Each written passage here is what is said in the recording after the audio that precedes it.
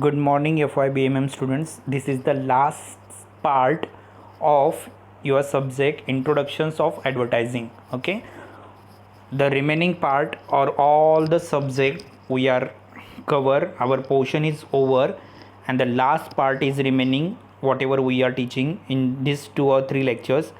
So, some theories we are watching about the advertisement.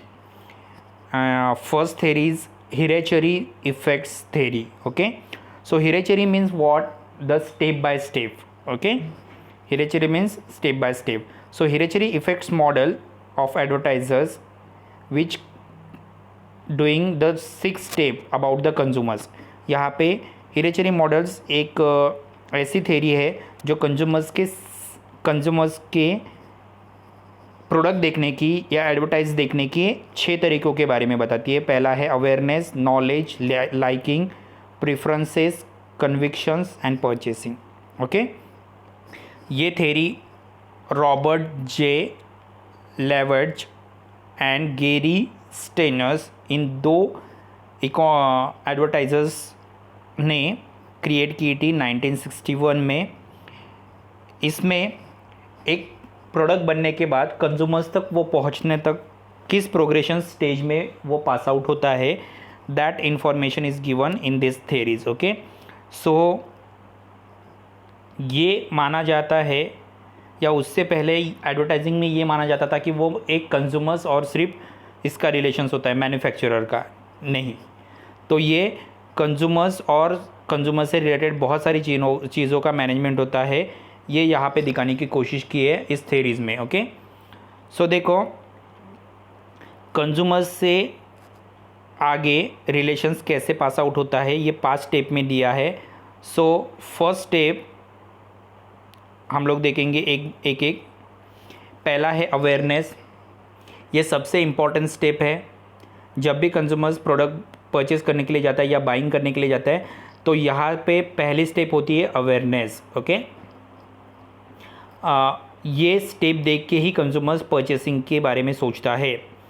अभी awareness का मतलब क्या है? कभी भी एडवर्टाइजिंग इफ़ेक्टिव करने के लिए सबसे इम्पॉर्टेंट चीज़ है कि उस ब्रांड के बारे में कंज्यूमर्स को पूरा नॉलेज होना चाहिए। जैसे अगर एक कॉलेज स्टूडेंट से एग्जांपल वहाँ पे दिया है कि अगर कॉलेज स्टूडेंट से तो उसको डेनिम नाम की कंपनी की ही जीन्स पसंद होती है। ओके, अभी ये क्यों होता है? क्योंकि उस कंपनी की एडवर्टाइजिंग बहुत इफ़ेक्टिव है।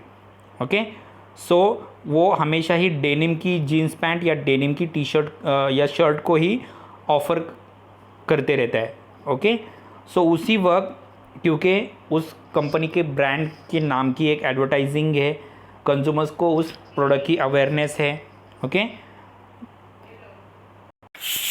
सो देखो, अगर ये कॉलेज के बारे में हो गया, अगर आप ओल्डीज़ के बारे में देखोगे तो ओल्डीज़ लोगों के भी कुछ अलग से प्रोडक्ट्स है तो उनको अवेयरनेस होती है। ओके, बेबीज़ के लिए भी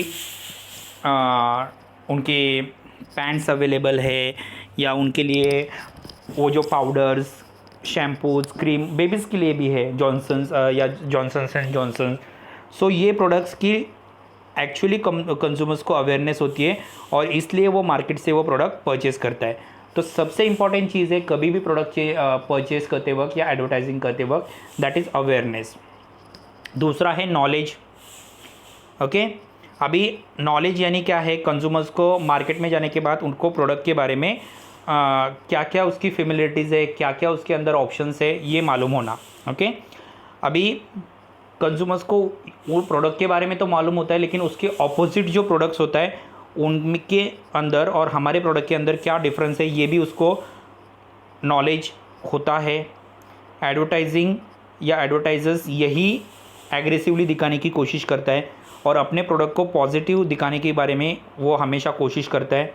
ओके, तभी उसका प्रोडक्ट ज़्यादा से ज़्यादा लोग परचेज़ करते हैं। तो दूसरी चीज़ सबसे इम्पॉर्टेंट है, दैट इज़ नॉलेज।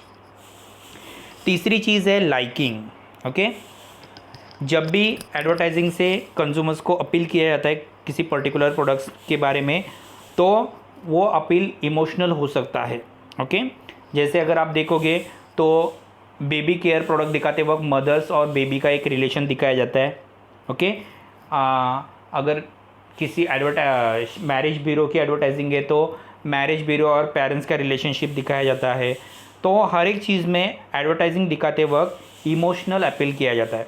ओके, जैसे अगर आपको एक ब्यूटी प्रोडक्ट के बारे में अगर आप देखोगे तो एक यंग मॉम और उसके साथ बेबी दिखाया जाता है, ताकि ये इमोशनल अपील है कि बाबा ये प्रोडक्ट आपको हमेशा ही क्या रखेगा, जवान रखेगा। ओके, सो लाइकिंग या इमोशनल अपील बहुत इंपॉर्टेंट होता है कभी भी कंज्यूमर्स को प्रोडक्ट परचेस करने के लिए।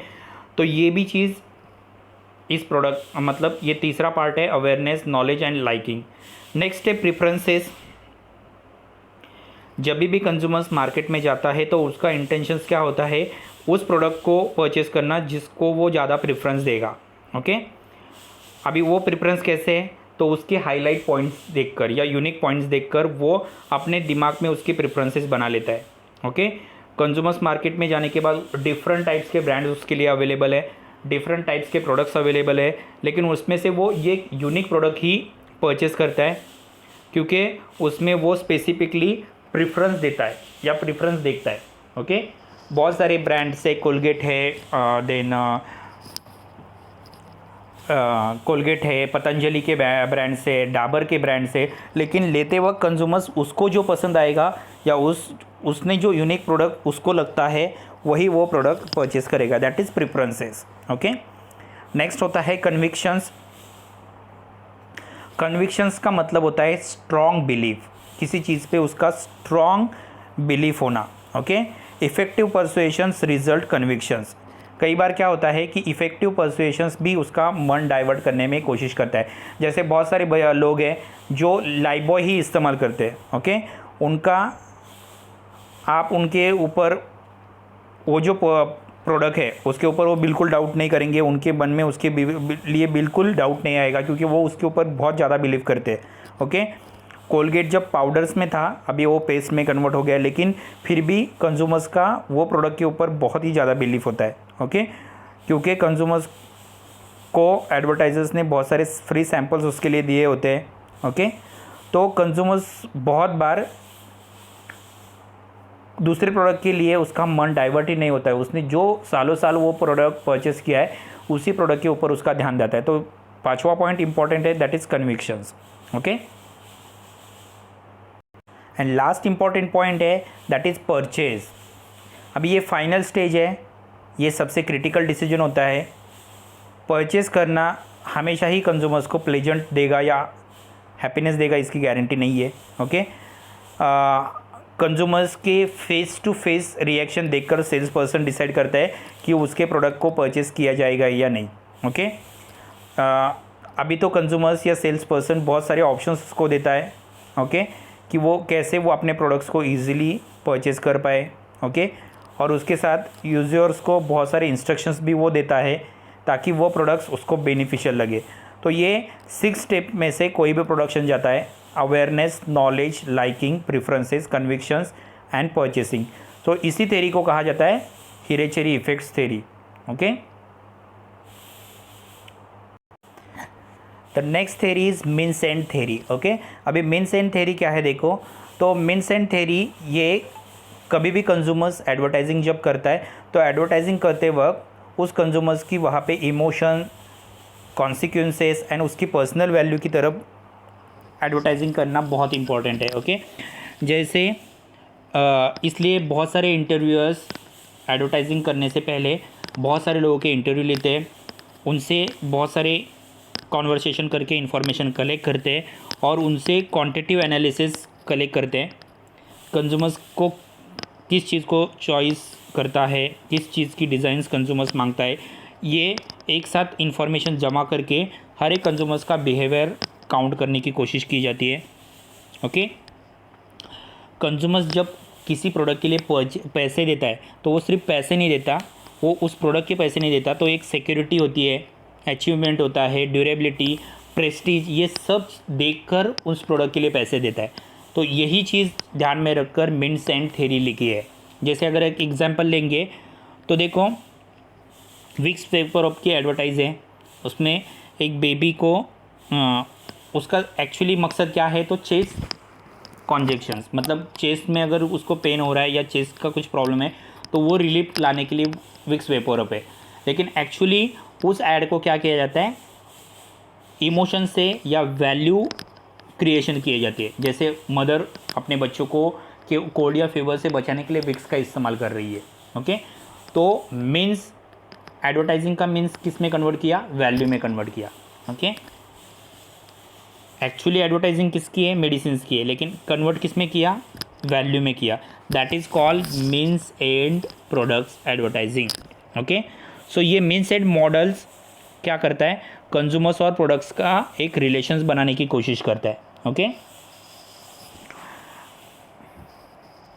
अभी देखो और एक एग्जांपल दिया है कि अगर समझो एक यंग पर्सन अगर कार परचेस कर रहा है, ओके, तो उसमें दो चीज़ें आती है, कार की एक कोर वैल्यू है और दूसरा कंज्यूमर्स क्या कर रहा है, उसने इतनी छोटी सी उम्र में इतना अचीवमेंट किया है, ये दोनों एक साथ दिखाया गया। That is called means and, मतलब प्रोडक्ट्स को दिखाते वक्त वैल्यूज़ भी शो आउट की, that is called means and.